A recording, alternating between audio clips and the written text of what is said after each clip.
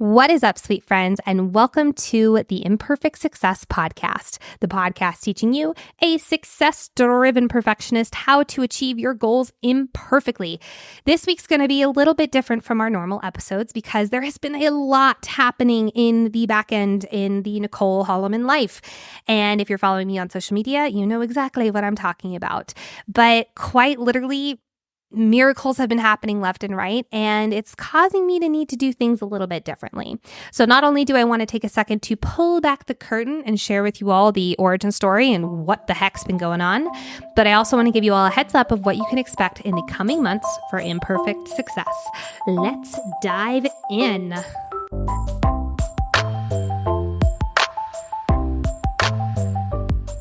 My name is Nicole Holleman. I'm a coach for perfectionists, a recovering perfectionist herself, and a striver of imperfect success. Boy, oh boy, am I happy to have you here today. And I'm not going to lie, a little terrified. We're going to get vulnerable today. Oh, scary for high achievers. But today is going to look a little different, like I mentioned in the intro. If you've been keeping up with me on social media, then you know a lot has been happening in Nicole land. We'll get into the full story, but basically, long story short, is that a podcast that I started with my sister has quite literally blown up to the point where now it is my day in and day out, and in the best way possible. And I want to take a moment to pull back the curtain with you all, share with you all what's been going on, the origin story of Fantasy Fangirls, how some things have been looking behind the scenes, what we're doing right now in the I almost say structure, but honestly, it doesn't feel like there's a whole lot of it because we're just flying by the seat of our pants. But how we're, maneuvering some things. I also want to share with you all why this podcast probably blew up as much as it did. I know a lot of people have been asking that, which is fair. So I want to share with you all, why I do think that it has been so successful. And of course, to share what this means with imperfect success, at least for the remainder of 2023. So let's start with the origin story, shall we? How Fantasy Fangirls, which is my new podcast with my sister Lexi, got started. Post my wedding, my free time was ample. It was so nice to be able to, lay by the pool and hang out with my husband, my very new husband at that point. And in one of my pool hangout layout days, I decided to pick up a book that I had been hearing a lot about called Court of Thorns and Roses. And when I say this book series changed my life, boy, is that an understatement, let me tell you. But I started getting immersed back into worlds of literature. And this is something I've always loved. However, being a kid who was highly bullied, and especially a lot of that being bullied for not being able to really read. I was not a reader when I was growing up because it was extremely hard for me. I've never been tested, but I'm 95% sure I have dyslexia. And that just made it scary. Like sitting up in class and doing that popcorn reading was probably the most amount of panic attacks that I ever had in my entire life was because of that stupid exercise. I hated it. But I didn't love reading. It made me very anxious. So when I started getting into audiobooks, it really opened my horizon and I started getting lost in these worlds again. But when personal development started taking off and really taking over my life in the best way, I loved it. I kind of put the fantasy and the young adult books off on the side and really leaned into personal development / self-help. And I wouldn't change that for the world. So much of my knowledge and my coaching and my expertise, quite frankly, came from immersing myself in those books. So when after my wedding, I started picking up those books again, my life felt like it was set on fire in the best way. That is a good thing. And meaning I was kind of in a rut previous. I don't think I would have admitted it, but there was a part of me that was just kind of here. I was showing up, I was here for my clients, but nothing was really turning me on in that way of excitement and feeling like, oh my God, every single day I want to jump out of bed in the morning and work on this thing.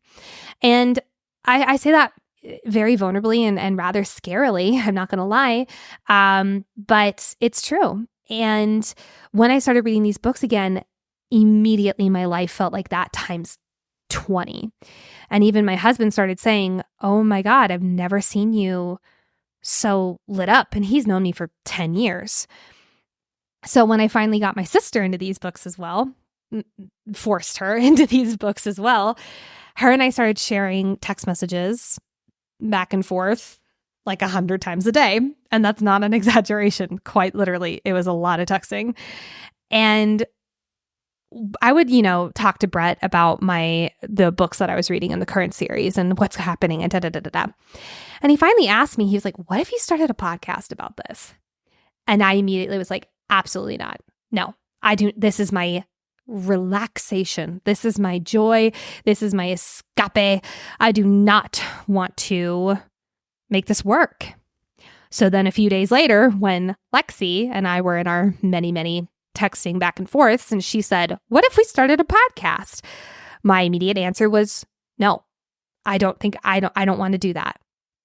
But after about 45 seconds more of thinking and something in my gut screaming at me to say otherwise, I conceded and said, okay, fine, let's give it a go.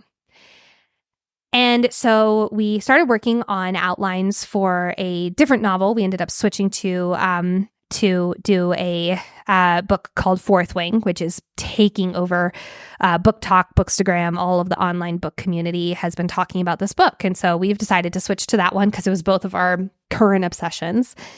And after recording the first episode, we decided to pull some clips and start posting them on social media as like a lead up to the podcast. And we started going viral. And we started going viral even more and even more to the point where finally, when we released the episode, our goal of 20 downloads in the first week, which, by the way, if that's not self-deprecating, if you are a podcaster, getting a show off the ground is extremely hard, especially if you're not a name, if you don't have a community already in that niche space. Having it's quite close to seemingly impossible. It's obviously not, but it's hard. It's really, really hard. And so her and I had our expectations about what I would expect at 20 downloads a week, and we hit 5,000 in our first week and started having people reaching out to us and sharing theories and sharing emails and finding us on social media because we kept going viral every single day. I think for like 3 weeks straight, we went viral every single day, which is insanity to me. And as you can imagine, our social media, our followings, all were built up very, very quickly, which at the time of this recording, I think TikTok's at 45,000 and I think Instagram's at 33,000, something like that. Like in 80 days, I'm talking fast growth. So as the podcast started growing, we started thinking of, oh my God, we're looking at this quite frankly being a real possible business for us and a real possible day-to-day job. And at first I was kind of like, okay, yeah, but maybe later, we'll see. And then we had a friend of mine reach out and say, hey, I see what you're doing. I want help. I want to help however I can. And so we brought on our now executive producer, Hayden, who is quite literally our sanity manager is what we call him, because he protects our peace and he's so good at helping us manage all the things. But we started bringing on that. We started doing merchandise, which went off amazing. We started doing Patreon, which people were so excited to join. And we're now looking at more people in there than I could have ever imagined, which is insanely cool. And then we started talking to networks about possibly, getting signed by them. And then we also heard from a talent agency, which is one of the number one talent agencies in the world, and they wanted to sign us. And after many, many meetings, here we are as signed members of that agency as well. So when I say that this moved fast, I cannot even tell you how quickly things turned around. So one of the questions that Lexi and I have been getting basically nonstop is, how'd you do it? What do you think the secret to success is in the podcasting world? And I want to be very frank. I think a lot of this was the previous 5 years of my knowledge, the previous 8 years of Lexi's knowledge in marketing and PR, my knowledge in podcasting, having been practicing speaking and speaking into a microphone for 5 years, was extremely helpful. Also, the fact that Lexi was a journalism major in college and she's really used to analyzing text. I was a theater major, so analyzing scripts was something I did very regularly. My 100+ page Shakespeare essay is still one of probably the most beautiful things I've ever done in my entire life. But basically what I'm saying is a lot of people are like, how can I duplicate it? How can I duplicate it? And I'm not saying this to sound like an ass. I'm saying this because I don't know. I truly don't know. Now, there were certain aspects of the time that we also really capitalized on without knowing. The fact that this book was blowing up as much as it was on the internet was massive, massive, massive in our favor. Also, no one to our knowledge was doing what we did with this book. I should say that very specifically. There weren't really any podcasts that were going almost in a chapter by chapter analysis of these types of books. There were a lot of like book club type podcasts of stuff like that. And we wanted to make sure it wasn't really book clubby, although it kind of is, but it was much more deep dive analysis-y. So really playing on attracting a different type of niche, a different type of people. And of course, I think a huge part of it was the amount of effort and time that we put into social media. We post about 3 to 5 times a day. And that has been huge for growing our following as quickly as it has. Now, to be fair, I poll about 15 to 20 clips per episode. So posting every single day that many times does make it a lot easier. But I want to be very clear. This was not just like we slept in one day and this happened. Like this has been a lot of blood, sweat, and tears in the back end. So also, I think a huge part has been word of mouth. Every single episode, we mentioned share this with your friends, and people have taken that to passionate levels, which is amazing and so kind. And they have been, I don't even want to call them the best marketing because there's so much more than that. Like the people, the community that has risen around this podcast is literally makes me cry every single day of just how fortunate and lucky I feel. And I'm not saying that to like, yeah, I'm saying that as like, I genuinely feel that way. It has been incredible to receive emails from people saying, I feel like you're my sisters. People driving to the hospital to visit their parents who are not doing well, saying, this is my escape and this is the time I get to laugh every single day. I mean, like the emails and the messages and the DMs that we have received have been nothing short of amazing. And as much as we try to respond to every single one, we're at this point where now we physically can't. I would never leave my phone if I did, but we were for a while trying to get back to every single person, and honestly saying goodbye to that expectation that I had on myself was really, really, really hard because of how much this community means to me. So there are a lot of things that I think really helped make this the quote unquote success that it is.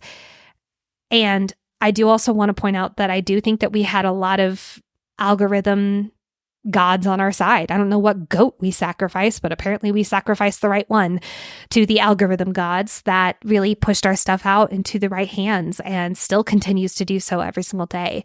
So I don't know if that even helps, to be quite honest. I don't know how I would replicate this if I even fucking tried.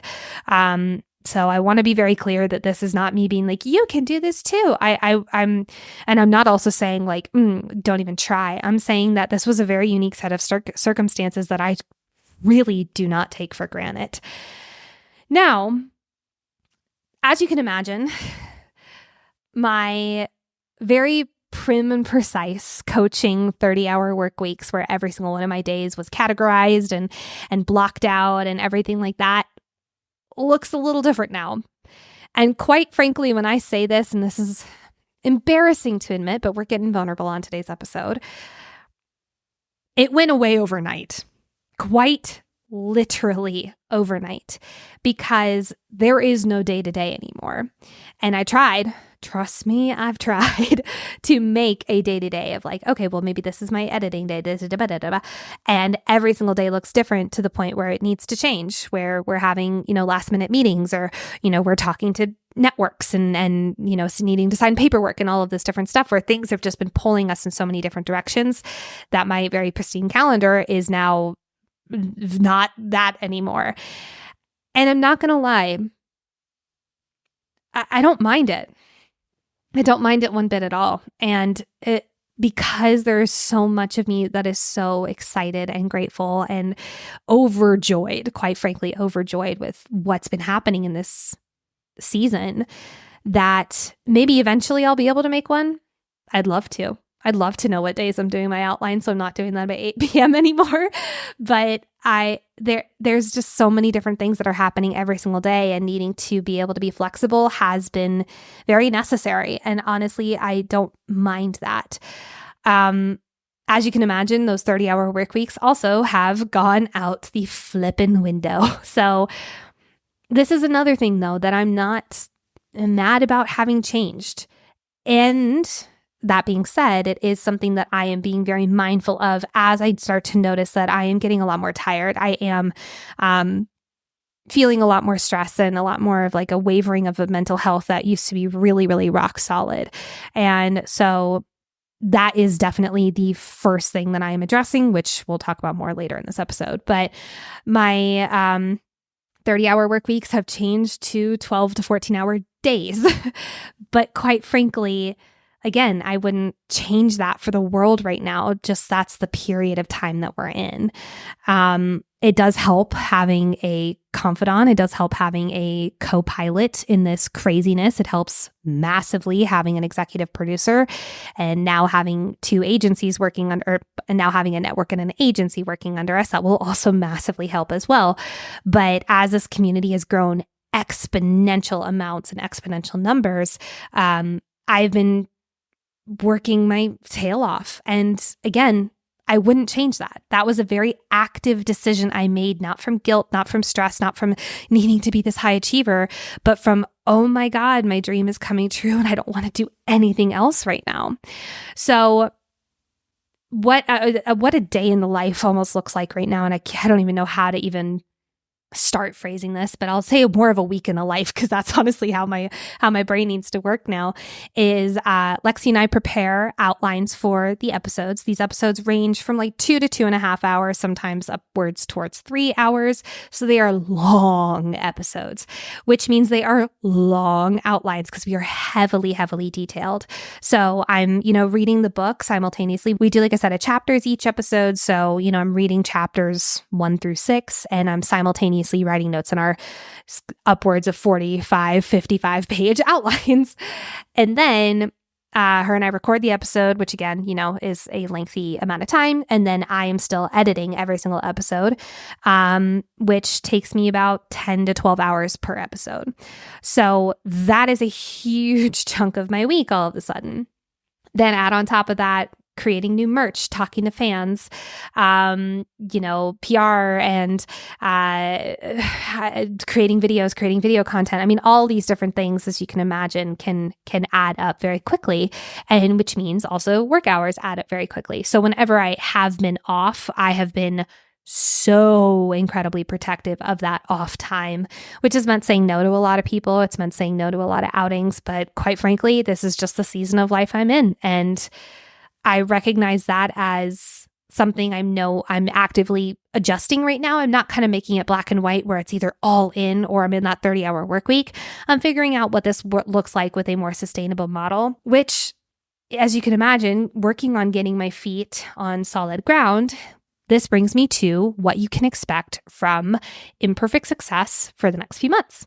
So I am right now needing to do a lot of self-coaching because, quite frankly, I haven't been. And I'm okay with that because it's been just riding this wild, insane roller coaster. But as we're starting to look into what this looks like long term, I am needing to do a lot of self-coaching. And that means reprioritizing some things. And it also means needing to look at where I'm spending my time and being very adamant on, and being very mindful of that. So I am putting the podcast on a temporary hold for the rest of the year. I will not be making any new episodes. This gives me not only time to devote to my clients who are still incredibly important to me, and I want to make sure I have the brain cells to give them. And it also gives me the option to take time off for the holiday season, which is something I have not been thinking a lot about, which is very unlike me. And I'm needing to think about that more and more. So while, yes, I am not going to be making any new episodes of the Imperfect Success Podcast, I am also not going to leave you all high and dry because it's the holiday season. We have a lot more anxiety. We have a lot more stress and restlessness. So in the show notes, you're going to find my top 10 Imperfect Success Podcast episodes for you to listen to in this season. I'm handpicking every single one of these. Some of them are very geared towards the holiday season. Some of them are more geared towards the emotions we can experience around the holiday season / the end of the year season. And I want you all to utilize them. If you've listened to them before, please listen to them again. I don't know about you, but after I listen to something once, I have not memorized it and I am not living it normally. So instead, I want you to really be mindful and listen to them again, and honestly, as many times as you need to. Now, if you are also a fantasy fan, please come on over. Fantasy Fangirls has wide open arms to accept you into this ever-growing, amazing community that we are building. So if you want my voice in your ears every single week, that is a great way to do so. I'm not going to lie, this is scary.